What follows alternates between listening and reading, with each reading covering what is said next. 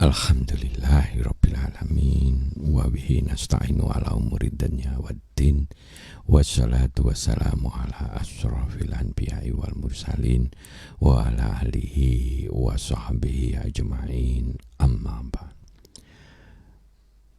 Mitra Pas FM yang dirahmati Allah, monggo kita sareng-sareng maos hamdalah alhamdulillahirabbil alamin.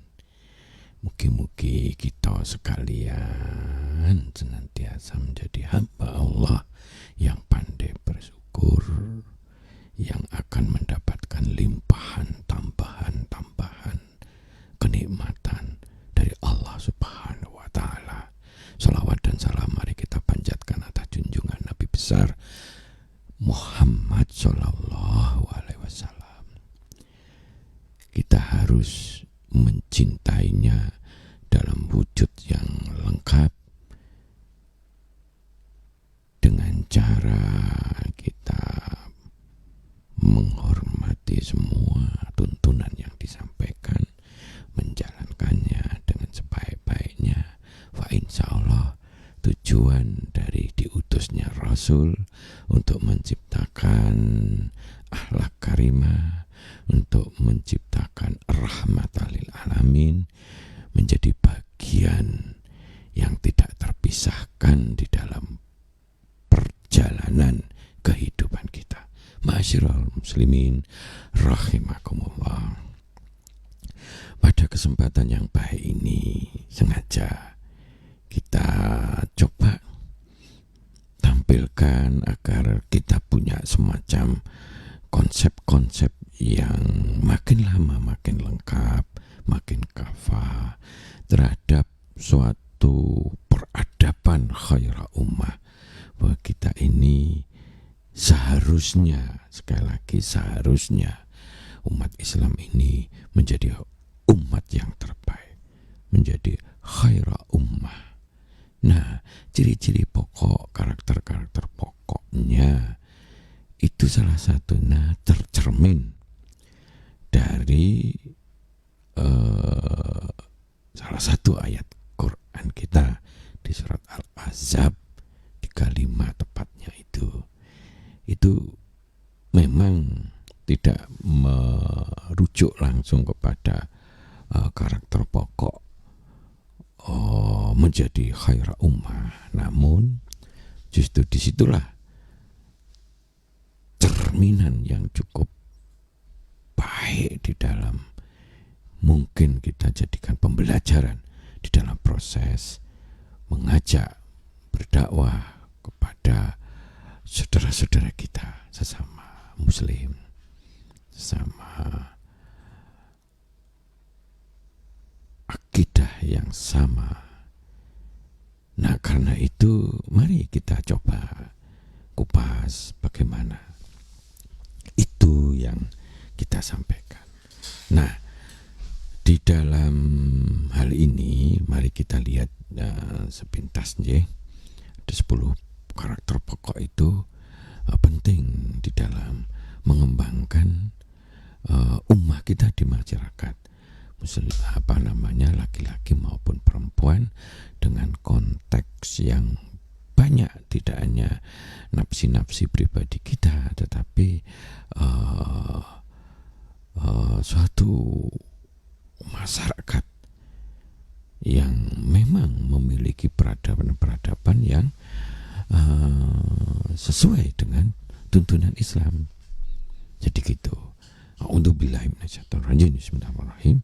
Innal muslimina wal muslimat wal mu'minina wal mu'minat wal qanitina wal qanitat wasyadiqina wasyadiqat wal sabirina wassabirat wal khasiina wal khasiat wal mutasaddiqina wal mutasaddiqat was-shaimina was-shaimat wal hafidina furujahum wal hafidat wadzakirina Allah katsira wa dzakirat a'adzallahu lahum maghfiratan wa ajran azima. Masya Allah, kalau kita bisa membentuk pribadi kita, pribadi-pribadi sesama muslim kita, baik laki-laki maupun perempuan, mencoba mengimplementasikan 10 karakter pokok ini, wa insya Allah masyarakat kita akan menjadi masyarakat yang dicintai oleh Allah, dan rezeki dari langit merupakan jaminan Allah akan diberikan kepada suatu ummah, khair ummah yang dicintainya. Maka musibah-musibah akan jauh lebih bersifat minor untuk pembelajaran kita, namun kemaslahatan akan berkembang. Rezeki Allah dari langit akan diturunkan kepada seluruh umat yang memiliki karakter-karakter pokok yang disayangi dan dicintai oleh Allah Subhanahu wa Ta'ala. Nah, sekaligus Allah menyediakan, memberikan suatu reward, jaminan oleh Allah. Mereka itu baik pribadi maupun secara keseluruhan, laki-laki atau perempuan, kalau di dalam suatu komunitas ya dalam suatu masyarakat, kalau di dalam negara ya di negara Indonesia dan sebagainya. Nah, ampunan yang besar, pahala yang besar, reward yang besar, maka ini akan menjadikan kelompok golongan ini atau komunitas ini, baik pribadi-pribadi di dalamnya maupun secara komunitas, menjadi hamba-hamba yang ahli surga, menjadi hamba-hamba yang penuh kemenangan.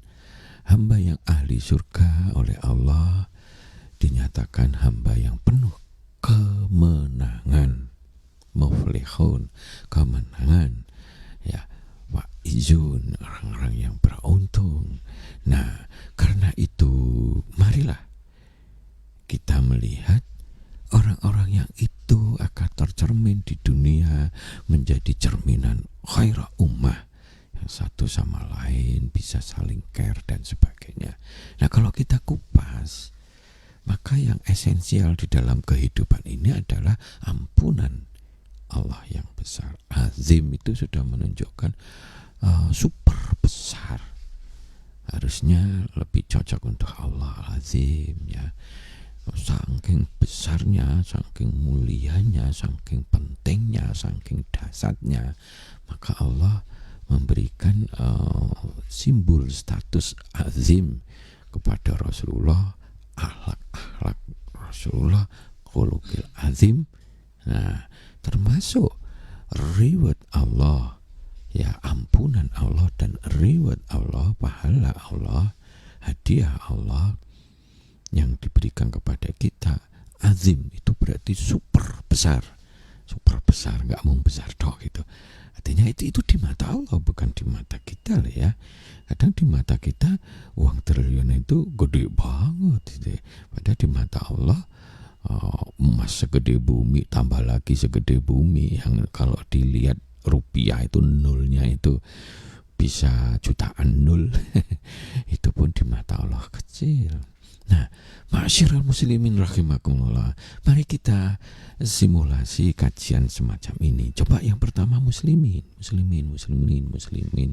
wal muslimat, laki-laki atau perempuan, suatu komunitas. Ini tidak hanya pribadi-pribadi di dalamnya, tetapi adalah komunitas.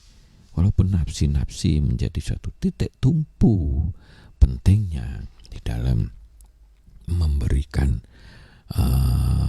semua kenikmatan Allah, namun pribadi-pribadi di dalam suatu wilayah tertentu atau komunitas tertentu, laki-laki maupun perempuan, ini akan tercermin suatu masyarakat.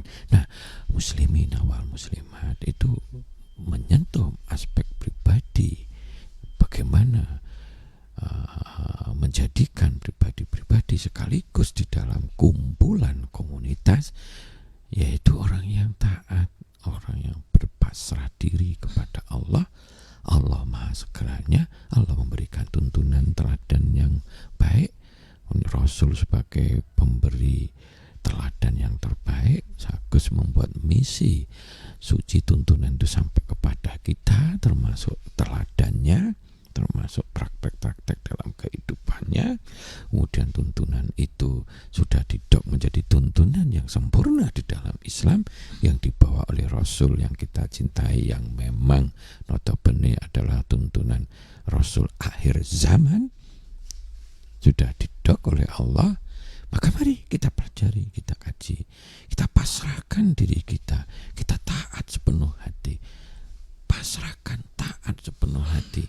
Jadi kalau ada pandangan-pandangan yang lain, nilai-nilai yang lain itu jauh lebih sempurna untuk kita bertaat ria, berpasrah ria kepada Allah, dan ujungnya adalah tuntunan dinul Islam yang menjadi bagian kita. Kita harus bangga, harus pasrah, harus tulus ikhlas, harus penuh semangat, ngikuti semua tuntunannya. Kita pelajari semua aturan-aturan itu yang memang sudah begitu lengkapnya, bahkan kita kaji lebih lama, lebih dalam, dan sebagainya. Maka kita jadi tahu. Contohnya misalkan janganlah bekerja sama kalau di dalam urusan kebatilan. Kan kadang-kadang kita lihat misalkan ada orang dulure, pada dia jadi penilai atau pengawas pada waktu masuk pegawai negeri misalkan. Nah, terus kemudian karena dulure gimana, pada waktu tes dilihat, nilainya kok jeblok banget ya, gak lulus. Akhirnya dia suruh ngerjain malam-malam di rumah misalkan, kerjain. Besok sebelum pagi-pagi, sebelum dinilai oleh tim yang salah satunya saya sebagai penilai, tak belusuk nih itu hasil ujianmu tak ambil, sing jeblok itu tak selip nih di bawah hasil rekayasa yang sudah tahu nilainya apa namanya, karena dia itu penilai atau pengawas, tahulah jawaban yang benar kayak apa, diselip nih. Maka tim menilai, pagi-pagi nilainya bagus, lolos. Kadang orang itu bangga, saya berjuang sungguh-sungguh lah bela dulurku ini. Padahal kalau dalam Islam, kerjasama di bidang kebatilan, walaupun dulur, tapi membela dulur itu tidak boleh dilakukan dengan cara haram, apalagi itu penuh penipuan, penuh kebohongan. Contoh seperti itu. Ada begitu banyaknya yang sejenis itu, sementara kita nggak tunduk kepada aturan main yang benar. Tolong menolonglah dalam kebenaran dan kemaslahatan, tapi jangan tolonglah di dalam kebatilan dan sebagainya. Maka timbullah sekarang ini yang namanya buancaan sana, buancaan sini, yang kesana kono, ya sudahlah, kesana sana, iya, akhirnya padahal itu uang rakyat dan sebagainya, kok nggak jadi bancaan sana sini dengan dalil-dalil yang kadang bisa salah menurut aturan Islam. Islam menuntut tegaknya sebuah keadilan, tegaknya sebuah kejujuran, kebenaran, dan sebagainya. Jangan pernah kita melakukan itu. Membantu bisa, tapi jangan melanggar aturan-aturan pokok, yaitu kebenaran. Nah, yang sesuai tuntunan ini contoh sepele. Nah, di dalam kehidupan kita ini, ayo kita taat, pasrah total terhadap Allah, terhadap semua tuntunannya, yang kalau disimpulkan secara pokoknya dalam Muslim itu kan kita punya ikatan yang paling kokoh di dunia, ya syahadah itu, ya apapun, keluarga pun kalau memang itu ngajak ke yang nggak benar, ikatannya yang nomor luar biasa yaitu syahadah akan memberi semangat motivasi bahwa itu ikatan yang paling luar biasa, bukan ikatan darah ala Jepang dan sebagainya, tapi ikatan syahadah. Kita menggantungkan kepada Allah dan menggantungkan kepada Rasul dalam artian tuntunan yang dibawa oleh Rasul. Nah, jadi seperti itu. Kemudian yang kedua, simbol hablum minallah, sholat. Dengan berbagai ini, maka yuk kita ajak yang dinamakan dia itu sudah KTP-nya muslim, ayo ajak sholat, ajak ke masjid, ajak sholat, ajak tahajud, ayo gembar-gemborkan terus, ayo kita budayakan ini, baik ke pribadi, kepada keluarga maupun kepada lingkungan sesama umat Islam kita, menjadi budaya yang baik. Kadang-kadang ngajak orang yang sholat itu susah, setengah mati. Nah, padahal kalau orang-orang sholat tanhani fahsya wal munkar, mudah sekali, lembut sekali orang yang biasa sholat untuk kita berikan nasihat-nasihat. Dia akan menjadi suatu bentengnya untuk pantang berkorupsi, pantang untuk tanhani fahsya wal munkar, contohnya seperti. Kemudian simbol hablum minan nas, yaitu zakat, lomo, sedekah dan sebagainya. Hablum minan nas. Kemudian simbol pengendalian diri di dalam puasa. Kemudian simbol ukhuwah Islamiyah, suatu nilai-nilai universal yang perlu diterapkan di dalam membangun masyarakat madaniyah. Ukhuwah Islamiyah harus diciptakan. Di dalam ukhuwah Islamiyah kebersamaannya adalah labbaik Allahumma labbaik.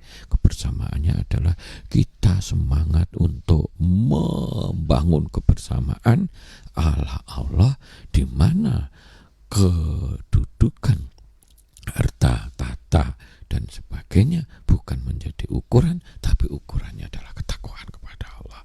Nah, ini itu baru pokok-pokok di dalam muslim. Semua aturan-aturan di dalam Quran dan sebagainya, hadis-hadis, ayo kita pelajari, kemudian kita taati. Kemudian mukminin wal mukminat, maka kita tidak hanya mentaati tok, tetapi kita harus imani, menjadi pondasi super kokoh. Iman itu posisinya berada di pondasi paling kokoh yang mendasari, yang memotivasi kita tanpa tedeng aling-aling, di mana kalau ada hambatan-hambatan, halangan-halangan, godaan-godaan, dia akan singkirkan itu karena keyakinan yang sudah yakin. Jujur itu mujur, bukan jujur itu ajur.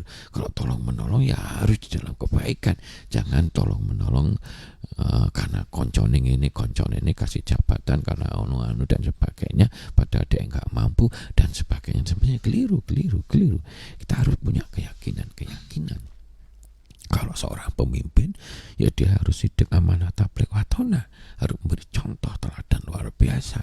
Jangan biarin itu data-data salah yang direkayasa untuk menyenangkan bose, padahal itu suatu yang salah, itu akan menghancurkan suatu peradaban yang baik. Contoh seperti itu. Nah, maka kita harus budayakan ini, satu demi satu keimanan kita. Kalau pokoknya itu ada 6 ya. Nah, tapi lanjutannya semua tuntunan itu harus sampai kepada kita imani. Allah itu menciptakan segala sesuatunya itu dengan hak, pasti ada manfaatnya dan sebagainya. Maka kita pelajari. Pelem aja ada ratusan pelem, jeruk aja ada ratusan jeruk, lombok aja ada ratusan lombok, ya pelem dan sebagainya. Rumput aja ada begitu banyaknya, ada yang sampai rumput gede kayak jadi tebu, misalkan ada rumput gajah, ada yang rumput kecil dan sebagainya. Kelopo aja banyak dan sebagainya. Itu untuk apa masing-masing sendiri. Kalau kelopo hijau itu biasanya kalau untuk keracunan bisa begini dan sebagainya. Ada manfaatnya. Berarti kalau kita nggak tahu, ya kita harus banyak belajar betapa murahnya itu kalau kita banyak belajar tentang herbal, karena kaitannya dengan pengobatan dan seterusnya. Kita imani satu. Nah, kalau cerminan orang yang beriman jadi gampang kalau orang beriman tuh ketemu walaupun baru kenal atau sama sekali, jadi nyambung gitu. Kalau kita mau berpikir tentang ini, diskusi geger-gegeran, kalau sama-sama beriman mudah sekali. Ya kita kembalikan aja yuk kepada tuntunannya Islam jaluk piye. Kalau gini iya wis gitu. Ayo kita jujur, ayo kita onjak-onjak mana yang benar harus kita diskusikan. Kita tidak boleh ananiah, kita tidak boleh merasa paling benar. Ayolah kita cari yang terbaik sesuai dengan tuntunan Allah. Ono ukurannya itu, ono ukurannya. Jadi jangan sampai kita ini misalnya jadi pejabat-pejabat, jangan nilainya itu 6 misalkan pas-pasan, tapi kita sudah merasa, aku kok hebat toh. Sing jelek-jelek ditutupi, begitu dibuka tersinggung, merasa dia itu kayak dijelek-jelekin dan sebagainya. Dia merasa sudah hebat segalanya. Padahal janjian ini pas-pasan, janjian di titik-titik lain masih punya banyak kelemahan, dan seterusnya seperti itu. Nah kita ayo iman, kemudian konitan yang konsisten, yang memegang teguh prinsip-prinsip itu dalam keadaan apapun, konsisten tetapan. Dia memang begitu, apapun godaannya dia nggak mau korupsi 1000 nggak mau, korupsi 1 juta tambah nggak mau, dosanya 1 juta kali, korupsi triliunan apalagi nggak sanggup dia memikulnya triliunan dosanya itu. Jangan dibalik. 1 juta nggih apa itu 1 miliar ini baru ini. Begitu 1 triliun njaluk sing ngasih itu apa wis ngatok gitu aja.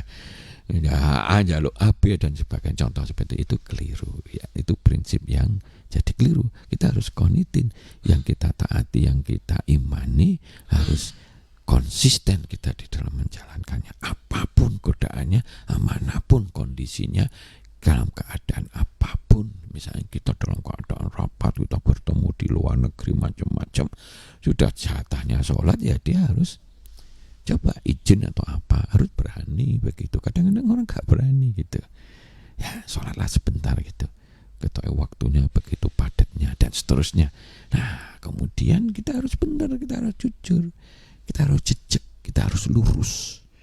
Ya sidik itu begitu, sotikin ya, orang-orang yang sidik namanya sotikin, perempuan dan laki-laki sama saja. Nah kalau ini ayo kita bangun kejujuran, kebenaran. Ayolah ini data ini benar enggak, ini ini benar, ini benar enggak, ini betul enggak, ini prioritas membangun ini prioritas enggak. Ayolah kita carikan pakar untuk memutuskan. Ayo bukan jariku pemimpin terus memutuskan aku jariku. Tapi kalau itu enggak prioritas, ya harusnya kita carikan pakar-pakar. Memang itu enggak prioritas, ya wis ngalah. Nah kalau orang nggak jujur dan sebagainya, itu hantam kromo aja. Ayo lagi nih, misalnya kemiskinan dan sebagainya, betul nggak ini masyarakat kita lagi susah, banyak orang nganggur dan sebagainya, betul nggak? Kalau dari atasan untuk menyampaikan, ya sing apik-apik kabeh, gitu. Akhirnya dikira apa itu, sehingga protes demo itu dianggap sing iku receh, itu ganggu, itu dia tidak NKRI misalkan seperti itu. Kacau itu kalau pola pikirnya seperti itu. Nah itu jangan, itu kita harus punya prinsip sodikin. Kita harus cari kenapa kok gini, kenapa kok begini, kenapa kok gini. Cerminan seorang pemimpin mewarnai sesuatu. Kalau lingkungannya itu baik di dalam komunitas kecil atau perusahaan kacau gitu, berarti kepemimpinan dia itu nggak benar gitu. Kalau membelah, berarti kepemimpinan dia itu nggak benar gitu aja. Itu cerminan keteladanan yang dia berikan nggak benar gitu. Dan seterusnya. Kalau di situ ketidakjujuran itu terjadi di mana-mana, ya berarti warna yang diberikan seorang pemimpin itu ya warna yang tidak care terhadap kejujuran. Jadi kalau presiden itu entah siapapun ya, itu nggak care terhadap korupsi itu merajalela. Walaupun dia itu nggak korupsi, tapi nggak care terhadap pentingnya mengendalikan korupsi. Nah begitu, nggak ceker aja sudah mewarnai itu. Sono ini terbengkalai dibiarin terus dan sebagainya. Enggak rumongso itu menjadi bagian tanggung jawab kita. Misalkan contoh seperti itu, ya kita kritisi berbagai hal dan kita tidak merujuk kepada sekarang atau ya kapan saja lah yang akan datang pun. Kalau memang begitu ya memang harusnya kita harus katakan itu tidak benar seperti itu.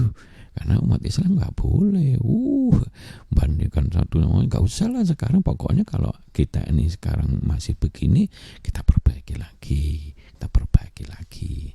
Nah itu kejujuran sodikin. Nah kemudian sopirin, kita kembangkan sabar, ojo asal tonjok emosi sana sini, sabar. Kita kembangkan menjadi orang-orang komunitas diri. Awalnya dibina pribadi kita langsung ke masyarakat, sabar sehingga kalau ada sesuatu yang ini ya lulah sabar, yuk kita rembuk sing apik dan sebagainya. Kemudian hosiin, concern, passion, bersungguh-sungguh, sepenuh hati, sepenuh jiwa. Itu passionnya ini menjadi khusyuk, penuh konsentrasi, penuh fokus, penuh penjiwaan, ya istilahnya itu ya. Terus kemudian mutasadikin, orang yang senang lomo memberikan suatu manfaat, nggak hanya pakai omongan tapi udah kenyataannya memang dia itu senang untuk meringankan berbagai hal ya dan sebagainya. Nah, kalau di masyarakat itu tercermin suasana budaya yang kayak gitu kan bagus. Khosiin, penuh serius, mengerjakan sesuatu serius, mengerjakan sesuatu yang serius, yang passion untuk membangun ini, passion bangun ini, passion enggak ini. Jangan sampai kita mau nanam ini ya bong pas api-api muncul di TV semua. Begitu sudah meledak itu tanaman itu, akhirnya harganya turun ndak karu-karuan, akhirnya lari sembunyi itu enggak serius itu. Karena di dalam long term harus diperhatikan, jangan hanya short term tonjok nanam ini tuh untung banyak dan sebagainya, tapi begitu waktu sudah berjalan dan meledak, harganya begitu murah, orang kecewa lagi dan nggak merasa dosa itu yang dulu menggembar-gembornya atau memulai itu dengan suatu konsep yang tidak matang, tidak passion. Nah, kemudian kita kembalikan itu, kemudian kita harus katakan orang-orang yang senang mengendalikan diri, yang dilatih sebagai soimin, masyarakat kita yang senang berpuasa, senang yaumil bid dan sebagainya. Maka disitulah pengendalian diri akan semakin kuat, masyarakatnya semakin enak, tidak emosi sana sini, tidak hoax sana sini dan sebagainya. Kemudian orang yang mengendalikan hawa nafsunya, terutama perzinahan dan sebagainya. Kan banyak kadang-kadang pejabat-pejabat duwe sini, duwe gunde sana, gunde sini, duwe selingkuhan macam-macam dan sebagainya.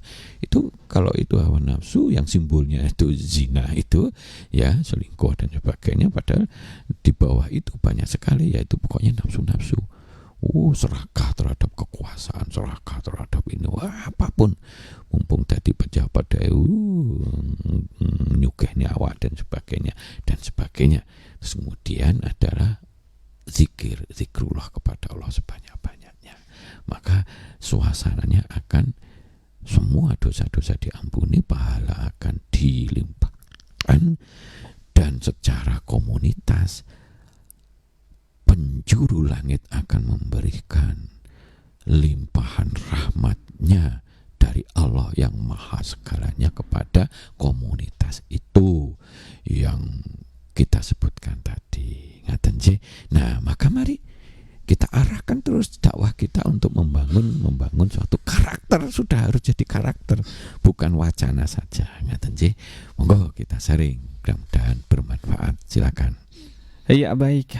Untuk Anda Mitra Pas, monggo silakan bisa hadir untuk sharing ataupun juga bertanya di SMS dan WhatsApp 085277999901, juga telepon 0295385877. Kita sapa beberapa pendengar yang sudah masuk di WhatsApp. Ada dari Bu Asih ini, Pak Juli di Pati. Assalamualaikum Pak Juli. Waalaikumsalam warahmatullahi wabarakatuh. betul. Di berbagai daerah ini kan sedang giat untuk mengkampanyekan yang namanya Smart City. Nah, tapi itu juga bergerak lurus dengan kondisi masyarakatnya yang justru kurang smart, selain hanya smart mencari viral dan hal-hal aneh yang cenderung negatif. Nah, apa memang begitu masifnya godaan zaman sekarang ya Pak, sehingga sudah sangat sulit untuk berusaha menjadi khairu ummah? Terima kasih. Ji, saya mendapat Bu Asih, Ji. Maksud saya begini, Ji. Kalau semakin moralitas semakin turun, ya akhlak karimah itu semakin kurang diperhatikan, maka kerusakan-kerusakan di dalam masyarakat, ingat sekali lagi dalam Islam, konteks kerusakan itu lebih diorientasikan kepada kerusakan moral. Maka zamane Fir'aun, gedung-gedung tinggi-tinggi, zamane Nabi Lut, zamane Nabi yang pokoknya sampai di dinding-dinding batu gunung-gunung itu diukir yang begitu mewahnya, begitu bagusnya, fisik-fisik maju dan sebagainya. Tapi itu jahiliyah, itu rusak. Konteks ini yang harus didengungkan terus. Jangan sampai orang bangga membangun fisik, tapi justru moralitasnya hancur-hancuran. Kenapa? Karena yang dirasakan berupa keadilan, berupa kedamaian, berupa berbagai hal yang itu dirasakan oleh hati kita. Itu bukan masalah materi. Materi satu dari sekian bagian yang besar untuk kita perjuangkan untuk membangun suatu peradaban yang lengkap. Justru terjadi kerusakan. Nah inilah, maka mari ke depan kita rubah mindset kita bahwa peradaban yang baik, yang berkualitas di dalam suatu masyarakat, baik berbangsa maupun bernegara maupun di dalam segala komunitas, itu harus berbasis kepada akhlak. Kerusakan itu begitu. Jadi kan kalau kerusakan akhlak bisa juga dia itu sakjane ngerusak, nyolong sana sini, terus karena sudah dibeli terus kepada yang dibeli dia itu membela segalanya, padahal itu tidak berkeadilan, padahal itu wong cilik jadi korban, misalkan seperti itu, nggak peduli.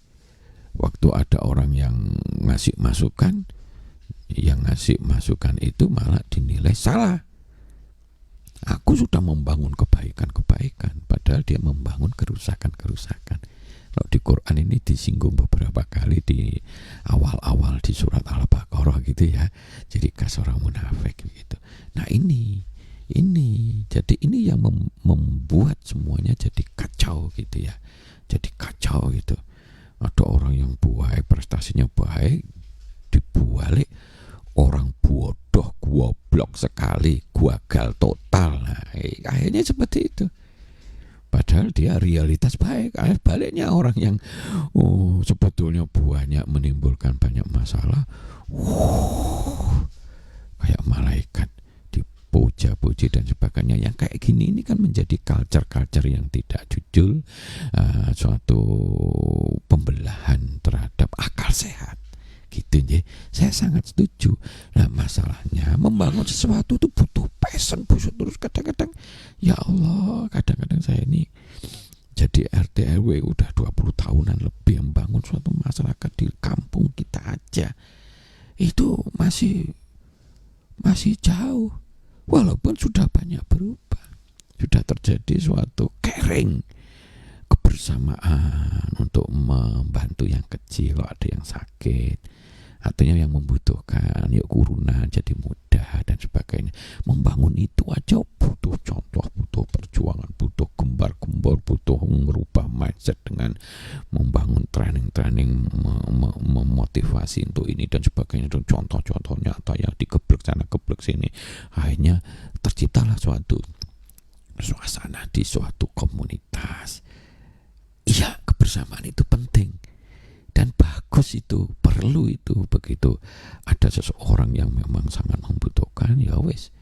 Jadi dengan tulus urunan beres. Nah, itu menyenangkan sebetulnya. Tapi suasana itu butuh dibangun dengan begitu banyak effort. Karena di tengah suatu suasana di mana caring terhadap kepedulian sosial itu lemah. Dan itu masih memprihatinkan karena contoh-contoh teladan dari yang di sana-sana, yang di atas itu masih, menurut saya masih sangat memprihatinkan. Kalau mau jujur gitu ya. Kalau nggak mau jujur ya boleh aja. Woi, radikal Pak Juli itu. Malah diomongi radikal itu. Padahal kita pengen mengungkap suatu kejujuran. Nah, ayo, maka yang penting, ayo kita pribadi, kita sebatas kemampuan kita, gosok sana, gosok sini gitu aja ya Bu ya. Bu Asih yang baik. Bu Asih ini orangnya sangat care dan baik dan peduli terhadap masyarakat. Ketok dari pertanyaannya aja seperti itu. Ini nurin ala nurin, nurun ala nurin gitu ya, ketemu itu. Ada cahaya yang bisa nembus dari pertanyaan itu. Mudah-mudahan bisa dikembangkan terus Bu Asih. Prinsipnya harus kita kuatkan iman kita.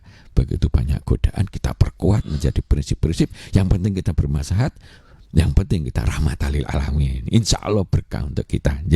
Monggo yang lainnya. Amin, amin. Ini Ustaz nampaknya juga ini banyak dari ibu-ibu atau seorang istri yang juga masuk di pagi hari ini. Kalau tadi ada Bu Asih, ini ada dari Bu Tri. Assalamualaikum Pak Juli. Waalaikumsalam. Apakah seorang perempuan atau istri bisa menjadi khairul ummah di tengah minimnya peran selain peran sebagai ibu rumah tangga?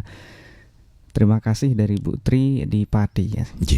Justru di dalam ayat tadi Allah itu di dalam fungsi itu bisa memiliki perbedaan karena putri itu biasanya concern di urusan mikro. Kalau yang laki-laki itu concern di urusan makro, misalkan seperti itu. Tetapi di dalam nilai itu Allah mensejajarkan wal muslimina wal muslimat, wal mu'minina wal mu'minat. Terhadap nilai berarti peran yang ingin digalang oleh kelompok laki-laki maupun perempuan itu memiliki nilai kepentingan yang urgensinya itu sama. Begitu, walaupun titik-titik fungsinya bisa berbeda, tetapi di dalam membangun masyarakat itu kan justru keragaman yang disinergikan, yang berada di koridor nilai yang benar, maka itu akan menjadi optimizing yang baik. Jadi kalau misalkan ada semakin banyak orang semuanya ikhlas untuk membangun bangsa, dan ada yang dari arsitek, ada yang dari misalkan ekonomi, tukang hitung-hitung, ada yang dari sipil atau apa, digabung, diorientasikan dengan arah yang sama, membangun kampung misalkan begitu, insya Allah wah ini butuh data nih. Oh, yang bagian ahli komputer data udah bikin suatu sistem yang canggih gitu. Ada yang arsiteknya gitu membangun ini. Nah, begitu indahnya itu kalau semuanya disemangati dengan penuh keikhlasan, dengan koridor kebenaran atau kebaikan akan menjadi maslahah. Jadi peran perempuan seimbang itu sama besarnya, tapi secara fungsi-fungsi ini harus kayak ibarat organisasi gitu. Jangan tangan kanan ini merasa paling hebat, tangan kanan ini api-api anakku. Kowe ku sing elek-elek tangan kiri, sing elek-elek cebok. Gitu.